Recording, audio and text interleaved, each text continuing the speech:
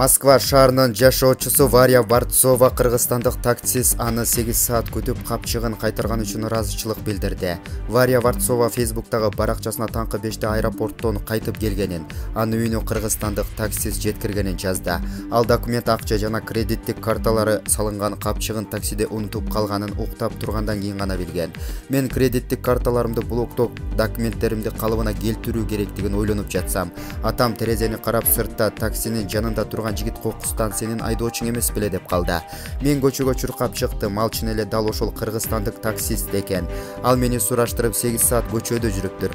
Кайда жүрдүңүз, ушунча да уктага болобу? Мен бул жерде тоңуп калдым деди. Мен ыйлап жибердим, ал да ыйлады. Мен аны кучактадым. Бул кишинин чынчылдыгы мени таң калтырды. Кандай гана адам, деп жазды Варцова. Варя Варцова таксисттин атын суроону унутуп калганын билдирди. Ал кыргызстандыкка ыраазычылык эретте баштагысынан 5 эсе көп акча төлөп берген. Кийинчерээк таксисттин аты жөнү Кайрат Тентимишев экени белгилүү болду.